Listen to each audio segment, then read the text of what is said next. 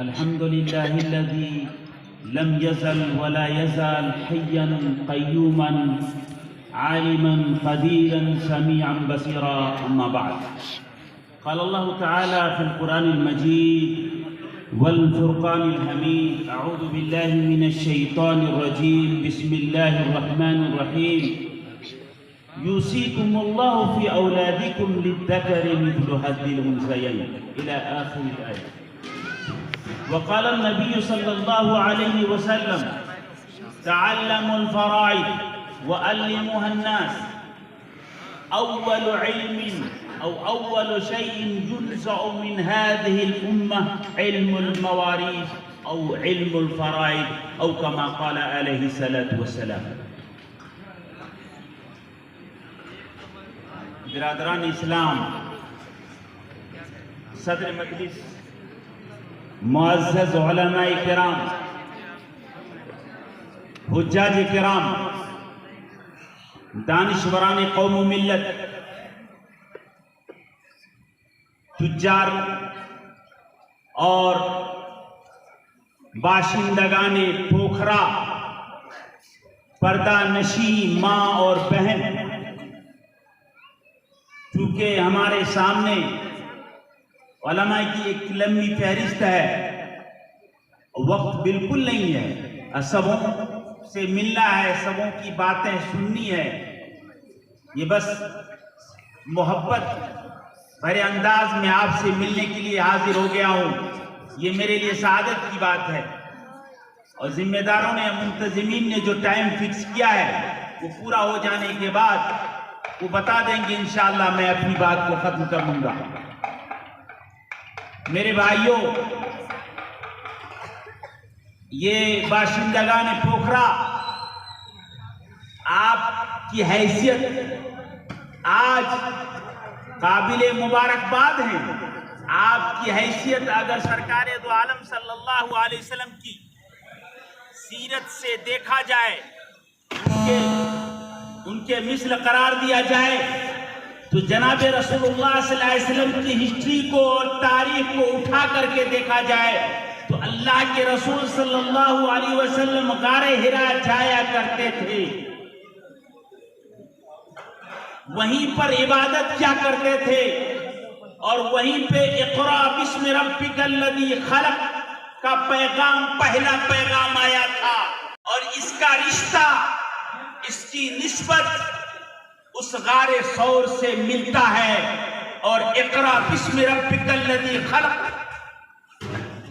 کے زندہ جاوید ہیں آپ. اے اہلیان پوکھرا، آپ قابل مبارکباد ہیں.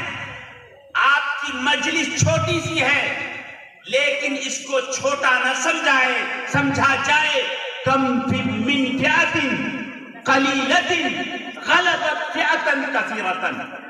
میرے بھائیوں، آپ ضرور تھوڑے ہیں، لیکن آپ کی نسبت، آپ جس مجلس میں شریک ہیں، نسبت سے حکم بدل جاتا ہے. میرے بھائی، ایک اینٹ آپ کے گھر میں لگی ہے، اس کو آپ کا گھر کہا جائے گا، ہمارا گھر کہا جائے گا. لیکن اگر ایک اینٹ مسجد میں لگی ہے تو اس کو اللہ کا گھر کہا جائے گا. ایک مجلس ہے، سیاسی مجلس ہے، ایک ادیویشن چل رہا ہے، وہ سیاسی ادیویشن ہے، لیکن آپ کا یہ ادیویشن، آپ کا یہ جمع ہونا، یہ اس کی نسبت اللہ کی طرف ہے، اس کی نسبت قرآنی ہے، اس کی نسبت ایمانی ہے، اس کا رشتہ جناب رسول اللہ صلی اللہ علیہ وسلم سے ہے، اس کا رشتہ صفحہ نبوی سے ملتا ہے. میرے بھائیوں، یہ قابل مبارکباد ہے.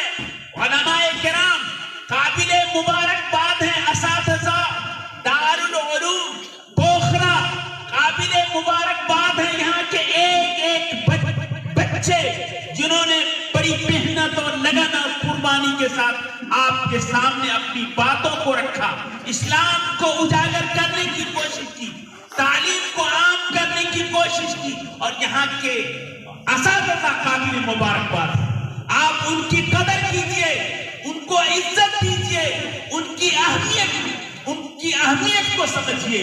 آپ کو معلوم ہونا چاہیے یہ علماء کرام، یہ بوریاں نشی، ان کا رشتہ انبیاء سے ہے، نبیوں کا سلسلہ ختم ہو گیا، اللہ کے رسول صلی اللہ علیہ وسلم دنیا سے چلے گئے، یہ وارثین انبیاء ہیں۔ اگر یہ دنیا قائم ہے تو انہی علماء سے، انہی بچوں سے قائم ہے۔ میرے بھائیوں، اے باشندگان پوکھرا، آپ کے اوپر فرض بنتا ہے، آپ کی ذمہ داری ہے، ڈاکٹر کے بغیر دنیا نہیں رہ سکتی ہے، انجینئر کے بغیر دنیا کا گزارا ہو سکتا ہے، پروفیسر کے بغیر دنیا کا گزارا ہو سکتا ہے، لیکن علم شرعی کے بغیر دنیا کا گزارا نہیں ہو سکتا۔ یہ جو علم دے رہے ہیں وہ اصلی ہیں، اوریجنل ہیں، اصالتاً ہیں، اور باقی جتنے بھی علوم ہیں وہ حواشی ہیں، وہ ضمنی ہیں، وہ مساعد حیات ہیں زندگی کو گزارنے کے لیے۔ میرے بھائی، مجھے جو کہا گیا ہے وہ اس روشنی میں قرآن کریم کی ایک آیت پڑھی گئی، آیت بہت لمبی ہے، تفسیر کا موقع نہیں ہے میرے بھائیوں۔ آپ اچھی طریقے سے جان لیجئے جو موضوع دیا گیا ہے وہ بہت ہی حساس ہے۔ جب آپ اور ہم ایک سنت کو چھوڑتے ہیں تو ایک بدعت وجود میں آتا ہے، اگر ایک حرام کو اختیار کرتے ہیں تو ایک حلال، جائز اور مباح اور مطلوب عمل ہم سے چھوٹ جاتا ہے۔ میرے بھائی، ہمارے سماج میں ایک بہت بڑا ناسور ہے، حدیث شریف کے اندر آتا ہے کہ سب سے پہلے اس امت سے پہلے جو اٹھا لیا جائے گا وہ کون سا علم ہوگا؟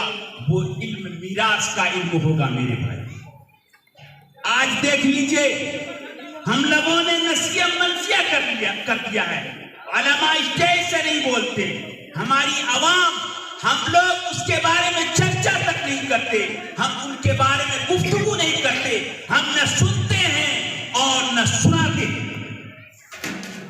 اللہ کے رسول صلی اللہ علیہ وسلم نے فرمایا اول شیء ينزع من هذه الامه علم الفرائض، علم فرائض کے بارے میں آتا ہے، تفسیر کا موقع نہیں ہے۔ میری پردہ نشین ماں اور بہن، آپ سن لیجئے، میں نے یہ کہا کہ چونکہ ہم نے بچیوں کو، اپنی ماں کو، اپنی بہنوں کو قرآن و سنت کی روشنی میں حصہ دینا بند کر دیا ہے، اس کے نتیجے میں بڑی حرام کاری آ رہی ہے، اور ہمارے درمیان ناسور جہیز نے جو ہے ناسور کی شکل میں ہماری سوسائٹی کو کھوکھلا کر دیا ہے۔ اے میری پردہ نشین ماں اور بہن، علماء کرام جانتے ہیں، آپ شریعت کو اٹھا کر کے دیکھ لیجئے، پوری شریعت بڑی بڑی ہے۔ میں آپ سے ایک سوال کرنا چاہتا ہوں، یہ بتائیے کہ کیا قرآن کریم اور سنت رسول میں مردوں کے حصے زیادہ ہیں یا عورتوں کے حصے زیادہ ہیں؟ میرے بھائیوں، مردوں کے حصے زیادہ ہیں یا عورتوں کے حصے زیادہ ہیں؟ آپ اچھی طریقے سے سن لیجئے، عورتوں کے حصے زیادہ ہیں۔ مردوں میں صرف 4 ہیں جن کا حصہ قرآن کریم میں متعین ہے، عورتوں میں 8 طرح کی عورتیں ہیں جن کا حصہ قرآن و حدیث میں متعین ہے۔ میرے بھائیوں، کن کا درجہ آگے ہے، کن کا حصہ زیادہ ہے؟ میرے بھائیوں، مردوں کے مقابلے میں عورتوں کا حصہ زیادہ ہے۔ اگر عورت میری ماں ہے تو ان کا حصہ قرآن کریم میں متعین ہے، اگر عورت میری دادی ہے تو ان کا حصہ قرآن کریم میں متعین ہے، اگر عورت میری بہن ہے تو ان کا حصہ متعین ہے، اگر عورت بیوی کی شکل میں ہے تو ان کا حصہ متعین ہے، اگر عورت بہن ہے تو ان کا حصہ متعین ہے، اگر عورت ماں شریک بہن ہے تو ان کا حصہ متعین ہے، اگر عورت باپ شریک بہن ہے تو ان کا حصہ متعین ہے، اگر عورت ماں ہے تو ان کا حصہ متعین ہے، حتیٰ کہ آپ تعجب کریں گے اگر عورت پوتی ہے تو ان کا حصہ متعین ہے۔ دیکھا، ہم نے نسیہ منسیہ کر دیا ہے، قرآن کریم کو پسے پشت ڈال دیا ہے۔ یوصیکم اللہ فی اولادکم للذکر مثل حظ الانثیین۔ اللہ تعالیٰ نے عورت کو بھی حق دیا ہے اور مرد کو بھی حق دیا ہے۔ میں آپ سے ایک سوال کرنا چاہتا ہوں، میں یہ کہنا چاہتا ہوں اس جیسے کہ بیٹا کا کوئی حق نہیں، بیٹا کا کوئی حق نہیں ہے۔ آپ کیسی بات کر رہے ہیں مولوی صاحب؟ بیٹا کو سب سے مضبوط اور مستحکم بنایا ہے۔ یہاں ایک ملاحظہ نوٹ کرنے کی بات ہے، جن لوگوں کو دیا گیا وہ تو فکس ہے۔ مثال کے طور پر کچھ لوگوں کو انعام دیا جائے گا اور یہ کہا جائے گا جتنا بچا وہ باقی لوگوں کے لیے، تو ان کا حصہ بڑھ جائے گا۔ یہ ہے کہ جو کچھ بھی مال بچ جائے وہ بیٹا دے گا۔ اس طریقے سے آپ مثال کو سامنے رکھیے اور سمجھیے، اگر کسی کے پاس ایک بیٹا، اگر کسی کے پاس ایک بیٹی، میری پردہ نشین ماں اور بہن آپ سن لیجئے، کل مال کو 3 حصوں میں تقسیم کیا جائے گا، 2 حصہ بیٹا کو دیا جائے گا، 1 حصہ بیٹی کو دیا جائے گا۔ آپ کہیں گے بھائی اس پر کیسے عمل کریں گے؟ میرے بھائیو، اللہ کے رسول صلی اللہ علیہ وسلم نے فرما دیا، اور تجربے کی روشنی میں آپ سے کہنا چاہتا ہوں، اگر آپ کو یہ خطرہ ہے کہ آپ کا بیٹا آپ کی بہن یہ آپ کی بیٹی کو نہیں دے گا تو آپ وصیت نامہ لکھ کر کے چلے جائیں۔ تفصیل کا موقع نہیں ہے، 15 منٹ میں کیا ہونے والا ہے میرے بھائی، آپ سمجھ لیجئے اچھی طریقے سے۔ ترکہ کے بارے میں مرنے کے بعد جو کچھ بھی چھوڑا وہ ترکہ ہے۔ زکوٰۃ کا نصاب متعین ہے۔ علماء اکرام سے پوچھ لیجئے کیا ترکہ کا بھی نصاب متعین ہے؟ بالکل نہیں میرے بھائیوں، چاہے امیر ہو، چاہے غریب ہو، چاہے کروڑپتی ہو۔ فرض کر لیجئے، مثال سے سمجھیے، اگر آپ کے پاس صرف ایک مکان ہے، مرنے کے بعد کون لے گا؟ آپ کا بیٹا نہیں۔ آپ کے پاس بڑی جائیداد ہے، آپ کے پاس 10 بیگھہ زمین ہے، مرنے کے بعد کون لے گا؟ آپ کا بیٹا لے گا۔ اس لیے زکوٰۃ کا تو نصاب ہے لیکن وراثت کا نصاب نہیں ہے، اس میں ترتیب ہے۔